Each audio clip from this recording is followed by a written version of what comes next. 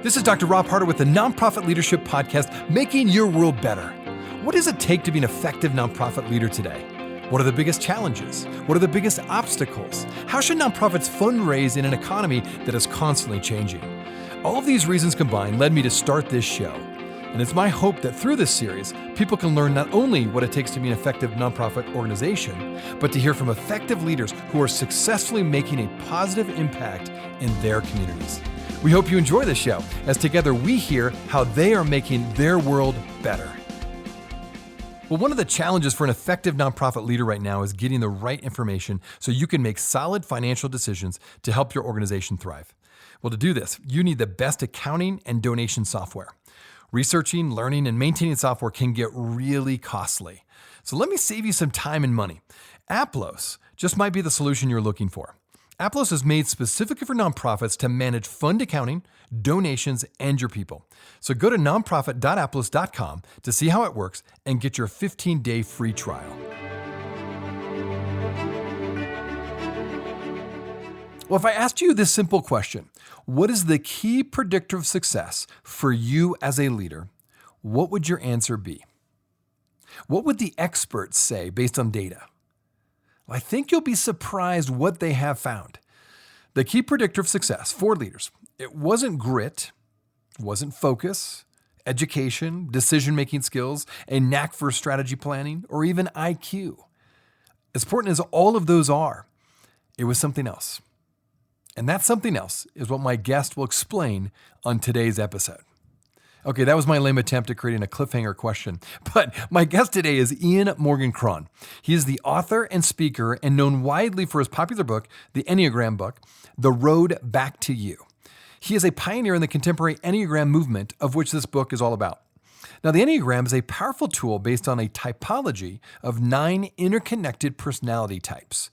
The goal of the Enneagram is to develop a greater self-awareness of your personality type and how it impacts your relationships, your leadership, and your everyday life. If you want to be a better leader, a more effective leader, you don't want to miss this episode. Now on to the show. Well, welcome, Ian. It's so good to have you on the show. Now, I thought for my listeners today, why don't you give us a quick overview of what the Enneagram is all about and how can it help leaders be more effective? And again, just for your information, this podcast is dedicated to nonprofit leaders specifically, and I would love for you to kind of address the Enneagram as it relates specifically to leadership and in the nonprofit context. So the Enneagram is an ancient personality typing system that teaches that there are 9 basic personality types in the world, one of which we gravitate toward and adopt in childhood as a way to cope and feel safe in the new world, if you will. Very importantly, each type has an unconscious motivation that very powerfully influences how that type acts, thinks, and feels on a moment-to-moment basis throughout the day. People often ask me, wow, 9 types for 7 billion people, that seems a little reductive. And I tell them, well, have you ever been to the paint aisle at Home Depot? You'll discover that there is an infinite number of reds to torture you and end your marriage. Torture is right. That's exactly right. Yeah, it's just that, there's an infinite variety of expressions of each type. But they all share a great deal in common, right? Mm-hmm. In terms of its relationship to nonprofit leadership, I do most of my work is in the corporate sphere. So I work with for-profit organizations and nonprofit organizations. I think for leadership, regardless of what you're leading, a nonprofit or for-profit organization, self-awareness is the key to great leadership, and that is an evidence-based piece of research right there. In fact, Cornell University did a study some years ago of 72 high-performing CEOs of companies ranging in value from $50 million to $5 billion, and the goal of the research was to determine what characteristic did all of those CEOs have in common that accounted for their success. And they expected it to be grit, determination, great strategic planning, et cetera, et cetera. And they were blown away when the research came back. And here's a quote from the study. The key predictor of success in leadership is self-awareness. And that is the gift of the Enneagram, is self-awareness. So it has tremendous, tremendous application for leaders of all kinds of organizations. That's really interesting, and I want to get to that in a second, a little bit more about the self-awareness and how important that is. But I'm curious, for leaders in general, is there a common type when it comes to the Enneagram that most all leaders have? Or have you found that leaders come from all the different 9 types of the Enneagram? Yeah, each type has a different leadership style, but any type can be a really fine leader. There are certain types for a host of reasons that probably have a slightly easier time, maybe a little bit of advantage, but I don't want to say it's a great deal because all types can be great leaders. But Enneagram 3s, the performers, 7s, the enthusiasts, who are very, very good in startups, by the way, and 8s, the challengers, make very, very good leaders. That said, I know great 1 leaders. One of those might be Steve Jobs, right? I know 4 leaders. People don't often associate 4s with leadership, but I just ask you to go into the Ritz-Carlton or Tiffany's or places like that, and you'll see some 4 leadership happening, and on and on and on. So Bill Gates is a 5, right? The investigator. So I mean, again, all these types can be great in leadership if, to the degree that they're self-aware, and if they're in the right industry. Okay, that's good. Very, very helpful. Now, you wrote a book entitled The Road Back to You. And one of the most surprising findings in your book is what you already mentioned, that the key predictor of success for leaders wasn't grit, it wasn't focus, education, decision-making skills, or a knack for strategic planning, or even IQ. I just wanted to restate that, even though you already mentioned it earlier. The number one thing you noticed and you found was self-awareness. And so let's talk a little bit more about that. What have you found as you've worked with corporations? It sounds like you've done some work with nonprofit leaders, but as you've begun to train people with the Enneagram and helping them grow with their self-awareness, what is it about the importance of self-awareness that plays itself out to improve leaders, let alone just to improve you in your relationships and how you relate to your family, to your spouse, to your neighbors, etc.? Talk about a little bit the importance again of how this plays out with self-awareness. Yeah. In fact, I can't tell you how many CEOs, senior management teams I've been with who are skeptical that this is the case. And I'll often go in as a consultant and they're a little disappointed that I'm going to come in and talk about soft skills, right? That is a catastrophic mistake if they think it's not important. We are relational creatures. And so much of what we do in business is centered in relationships. Ask a CEO of a company what occupies most of his time that's frustrating. They'll tell you it's relationship problems or personality problems with employees. It's just a tremendously important thing to be aware of the fact that other people are different, to be familiar with all the types and their way of being in the world. I would define self-awareness as the ability to observe in real time your patterns, your predictable habitual patterns of acting, thinking, and feeling, many of which are very self-defeating and self-sabotaging, and to self-regulate them, right? So, for example, if you're an 8 on the Enneagram, the challenger, you know that you're very confrontational, that you tend to be combative, you're a very hard driver, you're not always attuned to the feelings of others. You need to, in real time, be able to see how your personality is affecting other people in the moment so that you can make different choices about how you're going to be with that person or group of people than you did before you knew who you were. And all of your, with your blind spots now exposed. I mean, this is just basic emotional quotient kind of material. It's learning, who am I? How do I live in the moment with other people? And how can I become more attuned to other people so I can motivate them, I can understand them, I can empathize with them, I can, use their gifts or deploy their gifts in the best possible way.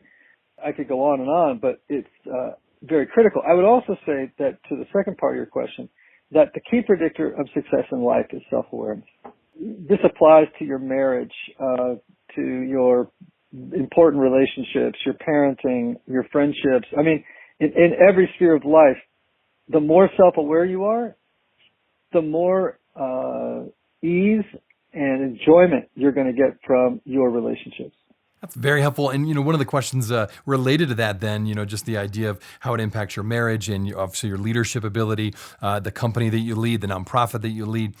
How have you seen the Enneagram serve as a means to increase empathy and compassion and perhaps even heal division? And that could be within a family, it could be within a company. How's Enneagram helped in that way? It's funny. One of the things I almost always say to leaders who are beginning to work with is one of the worst mistakes you can make as a leader is to believe that your way of seeing the world is normal. Interesting. Every time you meet someone who sees the world differently than you do, you will automatically assume that they are not normal if they don't see it the way that you do, and you will judge it. You'll just judge it, right, as being deficient or incorrect, right? Well, the fact of the matter is, if the Enneagram is right, there are 9 normal ways of seeing the world, right? So one of the things, how it actually helps with empathy and compassion is it gives you an appreciation for difference.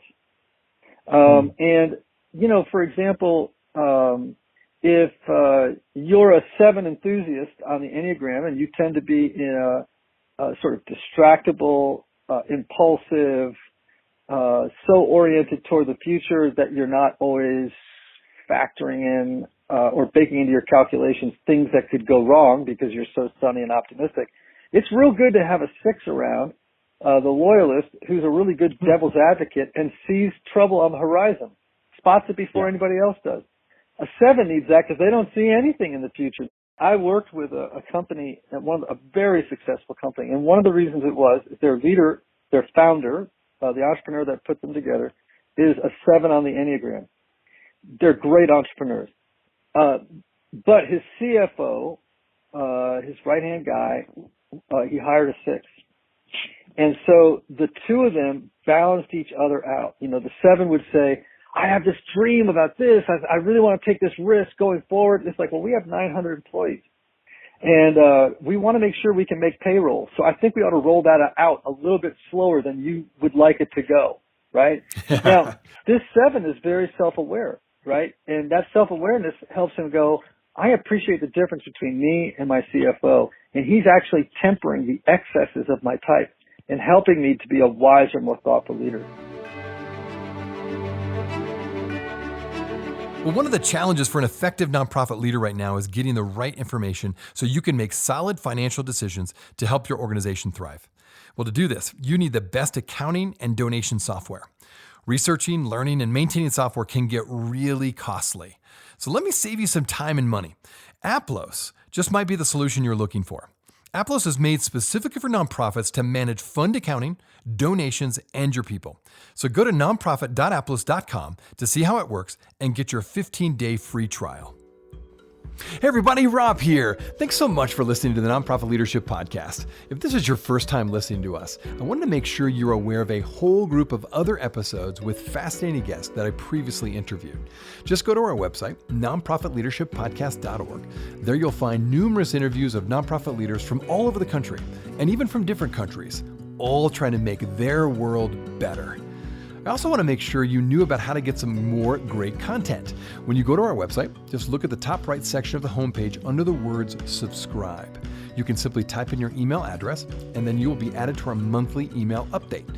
In addition to getting great access to some superb content, you'll get the latest podcast shows right to your inbox. Now, this way, you'll never miss any of the interviews or content on this show. If you have any questions or comments, do not hesitate to email us. Thanks again for listening. Now back to the show. That's excellent. Okay, and I'm curious about what your type is and how that's impacted how you lead.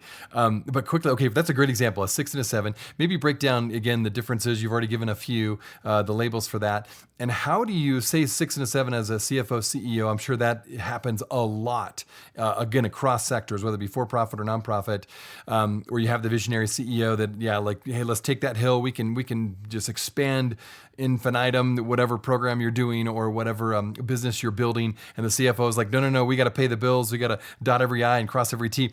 How do you encourage leaders maybe beyond just the self-awareness, now to the practical day in and day out. Because on the one hand, you're right, it balances each other out, and that's a good thing.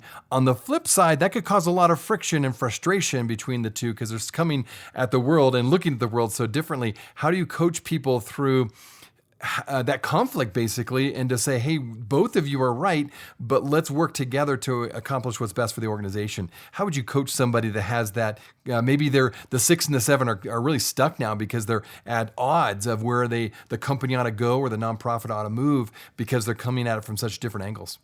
So think of each type as living on a continuum between highly self-aware and not self-aware at all. So the more self-aware those two types are, or a team is, the more they're going to be able to draw on each other's unique gifts and ways of seeing the world. When you have a person you're working with who's not self-aware at all, they don't know their type, they don't know their blind spots, they don't know that they're banging guardrail to guardrail through their organization, right? Then you're going to have tension. But when you have someone who's self-aware, then you're going to really hum along. You're really going to hum along because you're going to complement each other and make up for each other's sort of natural deficiencies and blind spots. I'm oftentimes called into a company because they have one person who's incredibly valuable to the organization, so they don't want to fire them. But they're so lacking in self-awareness that they're kind of stuck. It's like they're causing damage on a team, but they can't afford to lose them, right? And I'm sort of a last-ditch effort before they fire him. Like, we've got to get this person self-awareness because we're going to take a hit if we lose him. That's a lot of pressure for you. Well, sometimes I can deliver, sometimes I can't because it's not entirely up to me. I've got to have a cooperative person on the other side of the table, right? But I think that as long as both are really familiar, they're really students of themselves, they really have a good baseline of self-knowledge around their personality style. If they both have it, it's going to be fantastic. Okay, good. So again, the key is self-awareness and be able to work through that, knowing how their leadership style is going to impact each other. Okay, good. Very helpful. Now, for you, what is your type or primary type? I understand there's like a primary type and then a wing type. I think that's the term that's used. And how has that impacted your leadership? Well, so I'm a 4 on the Enneagram. I'm what's called the individualist. We are disproportionately represented in the creative arts. Though I've started large organizations before. We're not typically not 4s. They're oftentimes people who work for themselves.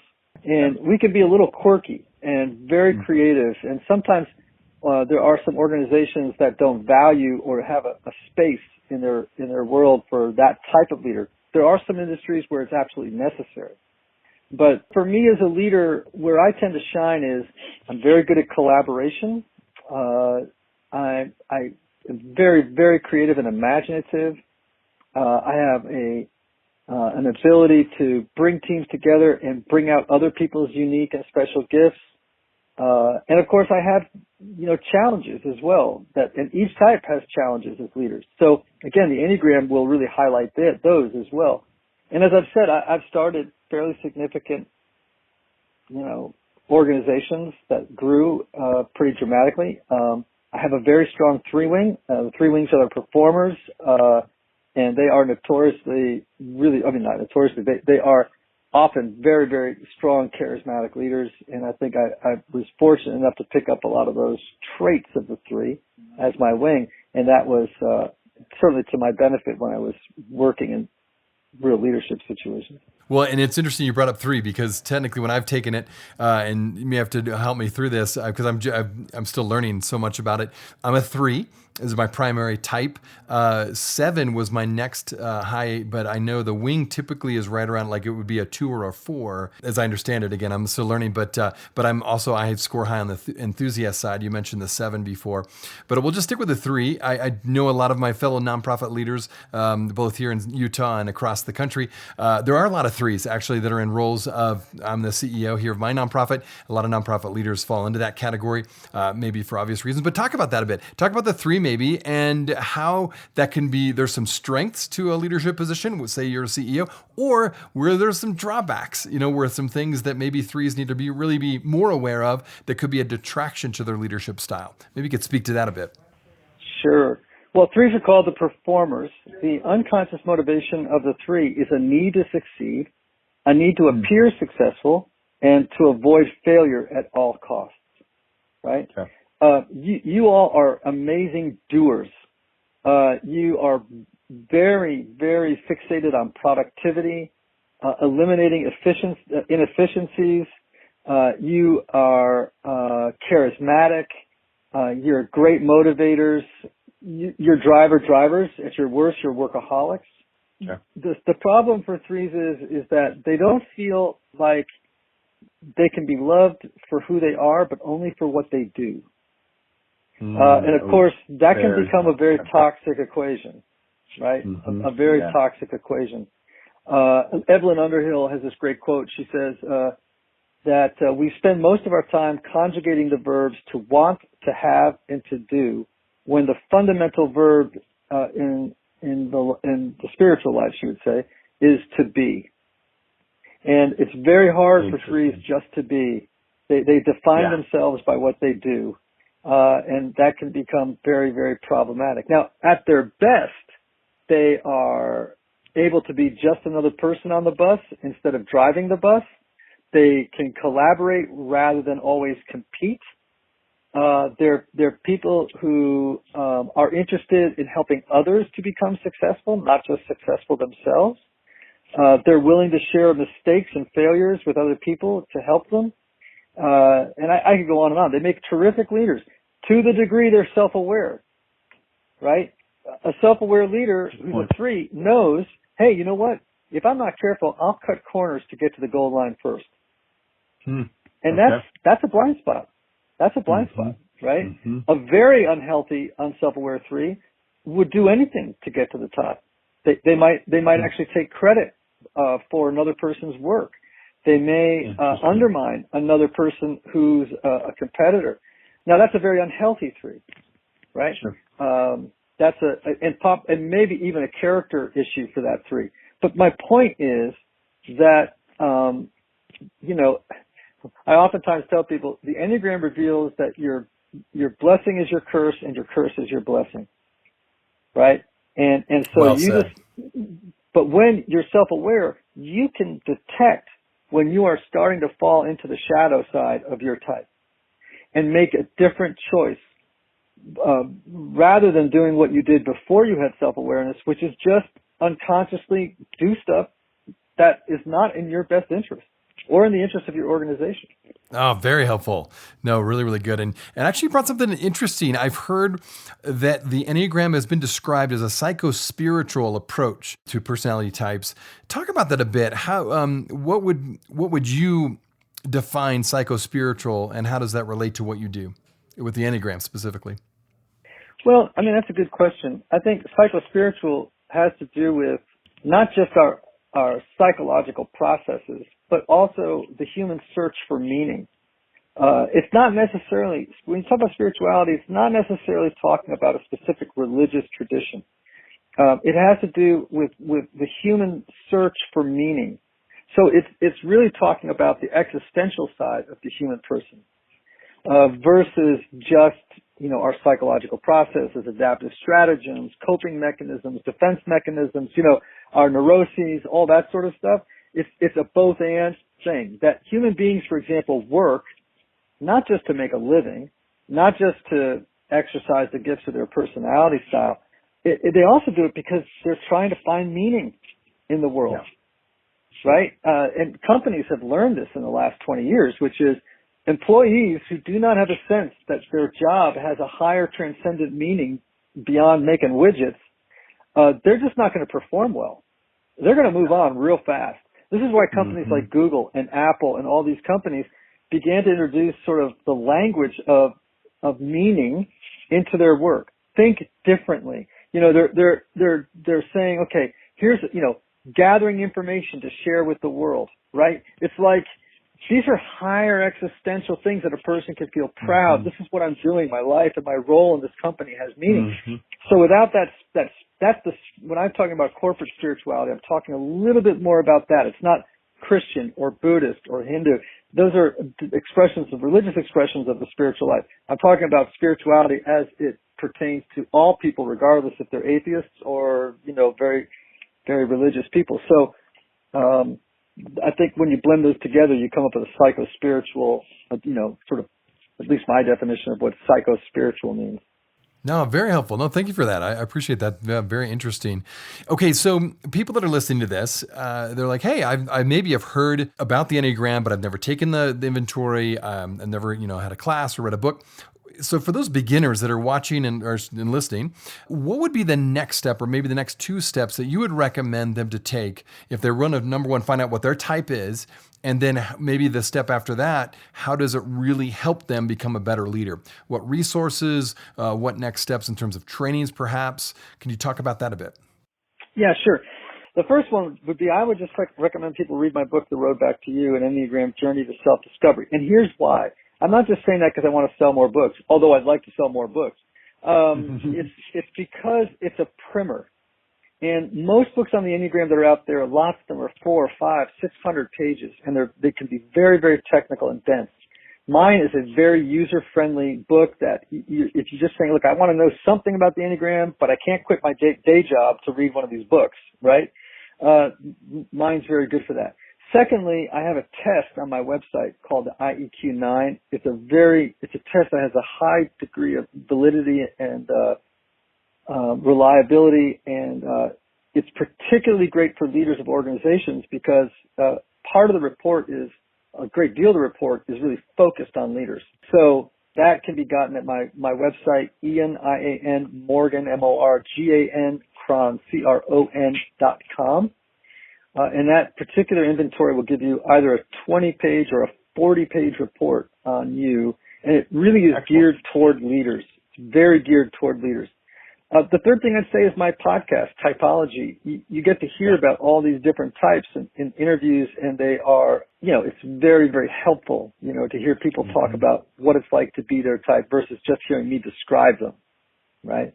So there's a couple of resources I would commend to people, and I think they're very helpful. Yeah. Oh, very, very helpful. So my listeners, check those out. I guess my last question would just be, say someone reads your book, they take the inventory. What would be a helpful expectation for those who start moving in that direction, become better aware, more self-aware about their leadership style, their personality style? What would you recommend in terms of, should they start seeing change within the first few months? Is this more of like a year, 2-year thing? What have you found when you again work with corporations? You mentioned that one scenario of, you were brought in to prevent this one particular employee from being fired. That seems to be kind of a last-ditch effort, Hail Mary effort, to save this one particular staff person. But in general, in normal circumstances or regular circumstances, what's a typical turnaround when you really start seeing people improve with their leadership, with their role at work specifically? What can they expect? Great question. I would say one of the magic of the Enneagram, if you will, is that it's immediately actionable. You can start to learn very, very quickly about your personality, very quickly, and begin to work with it and to become develop the gift of self-observation and begin to make changes. You will be blown away at how quickly this thing can get wheels. And the more you get into it and work with it, the better you're going to get. So it's immediate. You're going to get immediate benefit, and then the more you work with it over a year, 2 years, 5 years, 10 years, you're only going to become more not self-knowledgeable, but also more adept at putting that knowledge into work and to your benefit and the benefit of your organization. I would say that, and again, this sounds very self-promotional, but it's true. To have someone like me come in and do a day-long workshop with you, and maybe some follow-up work if necessary, though sometimes it isn't, can be terrifically helpful, and for you threes, highly efficient. I love it. Hey, I'm in. I'm listening. Yeah, I mean, it's gets rid of all those drag coefficients. You get in there, you train a whole team. That's really important. yes, I would recommend it to a leader any day of the week. But if you can, you get it to your senior management team, or if you have a small organization, get someone like me in there to actually work with your whole company, your nonprofit, whatever it is you're doing, and then you'll be putting your foot on the accelerator in a big way. Well, that's excellent. And, I just, again, a shout out to my listeners. I know personally speaking, I run a nonprofit, and one of the aspects of my nonprofit, we actually have a mental health counseling center, and we have a specialist, if you will, Mary Wright, who's specialized very much like Ian in the Enneagram. She has read your books and just has high respect for what you have already done and how you lead in this field. But we have provided some seminars here for people in the Park City, Salt Lake City area, and it's been fantastic. And I would just say, like you said, I think we have noticed quick response. Like once people really get into this, the self-awareness piece, you can start acting on that very quickly. And you're right, as a 3, I'm like, yes, let's create some more efficiencies here, and let's train a lot of people at once so that we can really have the highest impact. So I would just say to my listeners, again, check it out. We've definitely seen an impact. We've been able to provide these seminars, to this area, and Ian's work, again, is well respected in the field. And so one more time, Ian, send us the best way to get more information about you and the book. Yeah, so you can go to my website, Ian Morgan Cron. I spelled it out earlier, so I won't do it again here. Listen to my podcast, Typology. You can take my IEQ9 assessment by going to my website. I actually just released a course recently called True You, and you can go to my website, sign up for my email, and sign up for the next time the course launches, and and this is a course that's really sort of a deeper dive into the Enneagram beyond just, a basic presentation of it. And so you'll find all kinds of resources there. On my social media platforms, across them, I'm at Ian Morgan Cron, and that's how you can figure out who I am and the things I'm up to in the world. Excellent. Well, Ian Morgan Cron, thank you so much for being on the show today, and thanks for all you're doing. I know it's been a very, very interesting conversation, and I encourage my listeners to check out more information about you and the book. Thanks for being on the show today. Thank you.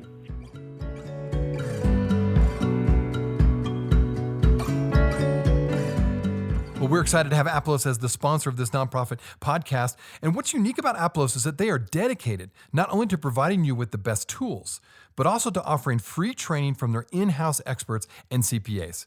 Right now, you can get access to a solid webinar on 5 essential financial reports for nonprofit leaders.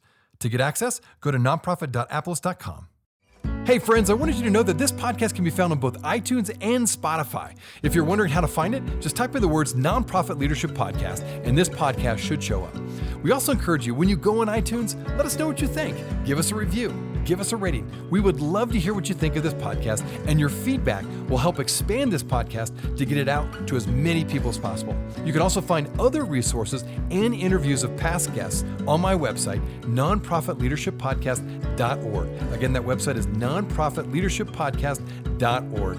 Thanks again for listening, and until next time, keep making your world better.